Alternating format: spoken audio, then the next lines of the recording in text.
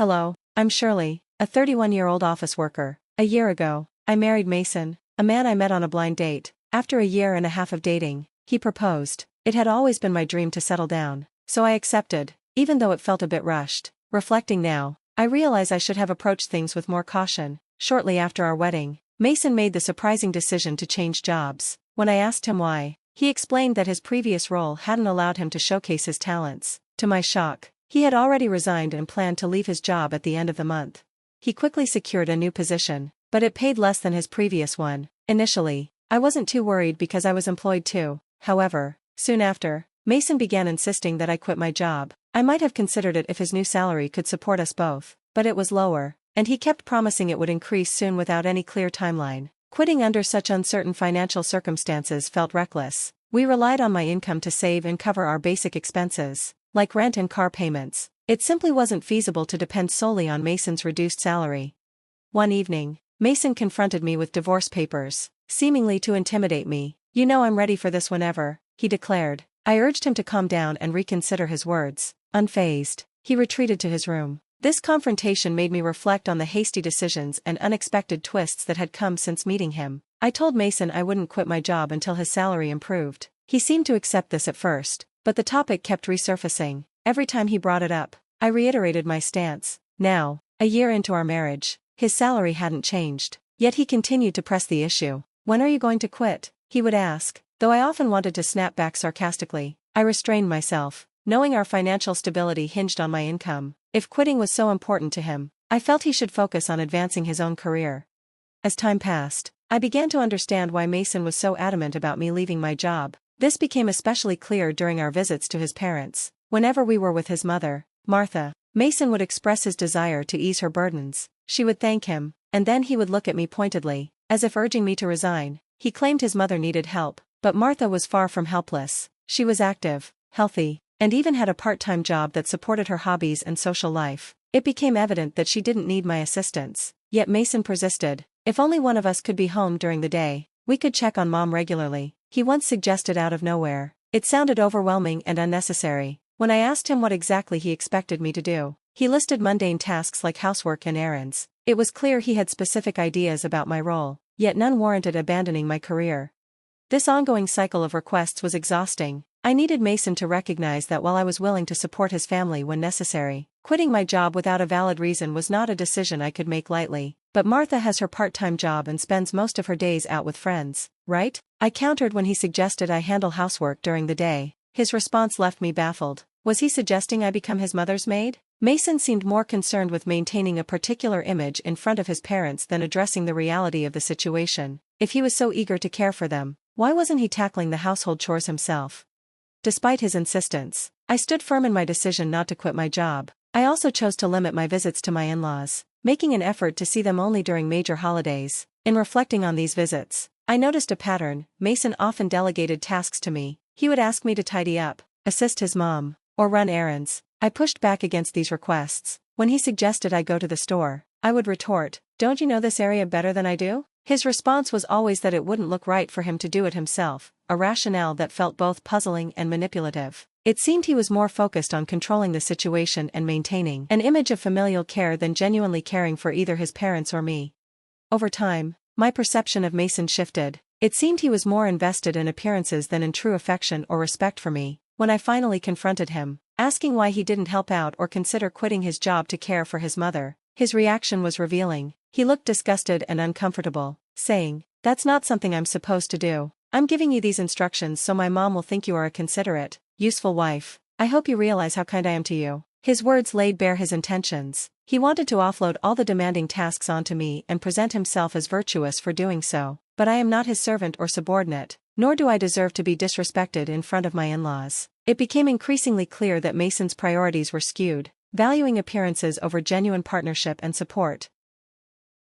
If Mason continues with his unreasonable demands, I refuse to remain silent. I'll stand my ground. Despite numerous discussions, he shows no signs of change, constantly pestering me with the same old question, "Are you going to quit your job?" Each time we visit my in-laws, he insists on bossing me around, just as he always has. Reaching my breaking point, I knew it was time for a serious conversation.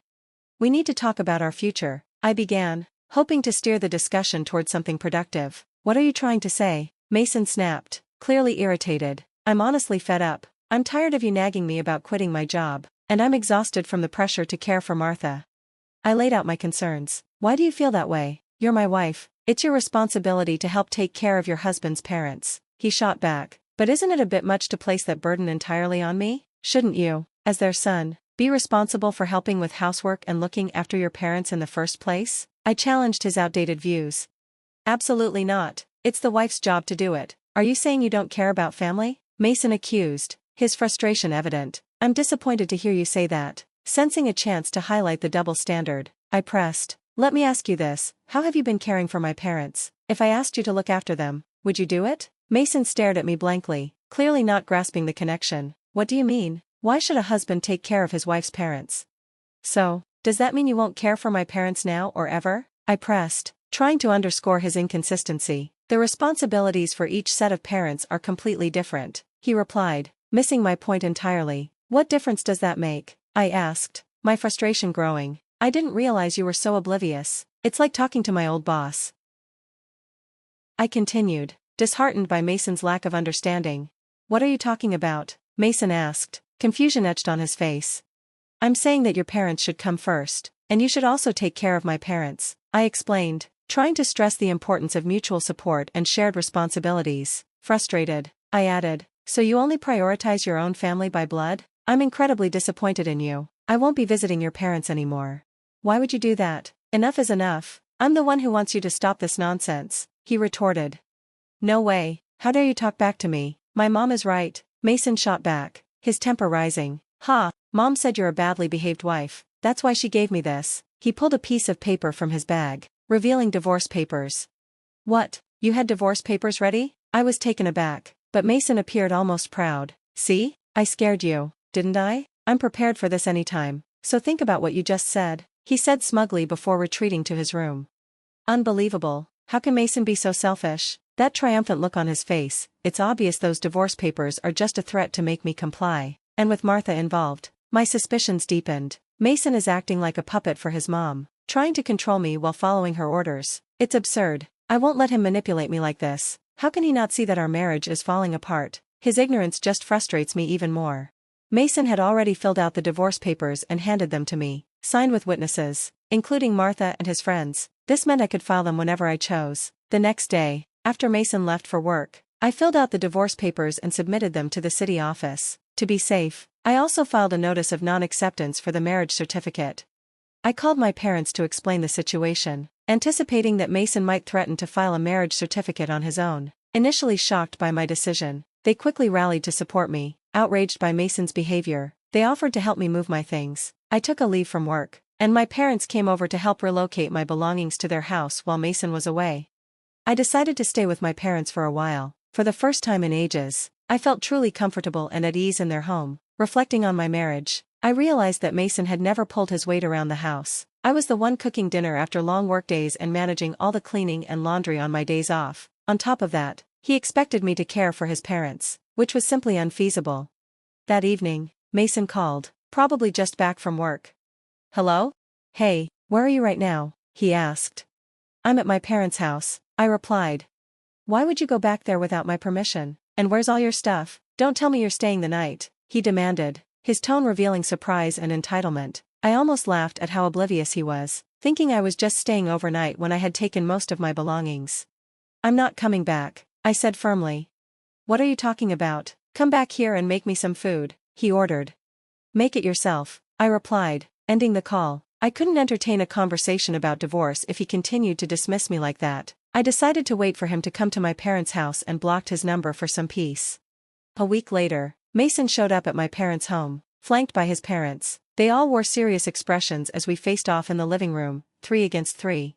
How could you do this? How could you leave without my permission? Mason demanded, incredulity and accusation in his voice. You were treating me like a housekeeper, Mason. All I ever asked was that you take care of your family responsibilities, I responded, standing my ground. That's not true. What kind of wife am I if I don't take care of Mason? Martha glared at me, her eyes fierce. My father trembled with anger, but I quickly interjected. Mason told me to quit my job and care for Martha, claiming it was my duty as his wife. Yet when it comes to my own family, He expects me to manage everything alone. Ultimately, Mason wants obedience and expects me to take care of his parents while he takes the credit for it. That's why he prioritizes his parents over mine. Have you heard Mason say these things? Martha continued to glare, but Liam looked confused, indicating he hadn't been aware of this before. Let me clarify something, Mason said abruptly, bringing up the divorce papers and insisting it was all Martha's idea. Why would you suggest that? Liam asked, clearly taken aback. Oh no, it's because Camila has an attitude problem, Martha stammered, flustered. And did you say that Camila's parents aren't a priority? I pressed. Well, naturally, your parents come first, Martha shot back defensively. That's absurd. I came here to support you after hearing about the unfair treatment Camila endured. Yet it seems like you're the one in the wrong. Don't hide behind her parents' authority to justify your behavior, Liam said, making Mason visibly shrink in his seat. Liam then turned to me and my parents. I sincerely apologize for the trouble caused by my foolish son. I will have a serious talk with him. Liam, you're not to blame, so please don't apologize, I reassured him. Thank you for your kindness, but there's something else I need to say, I continued, turning to a nervous Mason. About those divorce papers you gave me, I've already filed them. We're no longer married. Both Mason and Martha went pale. Why did you file them without my permission? Mason demanded, shock evident in his voice. You told me I could file them whenever I wanted. Besides, you had already completed your part and had Martha sign as a witness, I explained calmly, but Mason seemed at a complete loss for words. Seeing the rising tension, Liam, furious, stepped in. Mason, you used divorce as a threat, he exclaimed, and unable to hold back his anger, slapped Mason across the face. Martha looked visibly shaken at the sight. Liam turned to me, his expression sincere. I deeply apologize that you had to witness this. You have every right to divorce this fool. On behalf of Mason, I'm truly sorry for the mess he's made of your marriage, he said, gripping Mason's collar tightly as he demanded apologies from both Mason and Martha before ushering them out of the house. Later, I expressed my gratitude to Liam for his intervention. He assured me that all of Mason's assets and property would be transferred to me without issue. Given my higher income and the efforts I had made to manage our household, it was a huge relief to secure everything from our marriage. I later learned that Liam had divorced Martha, clearly appalled by her actions. One day, I ran into a colleague from Mason's old workplace who shared some surprising news. Mason had been struggling at his job and frequently received harsh criticism from his boss. In a fit of defiance, Mason resigned and switched jobs, which only fueled my frustration with him. Rather than owning up to his shortcomings, he continued to blame others, which likely contributed to his lower pay at the new position. Now, I feel relieved to have left him behind. I've rented a cozy apartment and am enjoying my newfound independence. Work is going well, and I recently received a raise. At this point, I'm not interested in relationships. I want to focus on my career. Mason always prioritized appearances over genuine abilities, maintaining a facade at home while failing to advance professionally. Unfortunately, many spouses wield divorce threats as a form of leverage, mistakenly thinking it gives them power. I hope they come to understand the folly of their actions and find happiness on their own. As for me, I'm grateful to have moved on from Mason and look forward to the possibility of meeting someone special when I'm ready.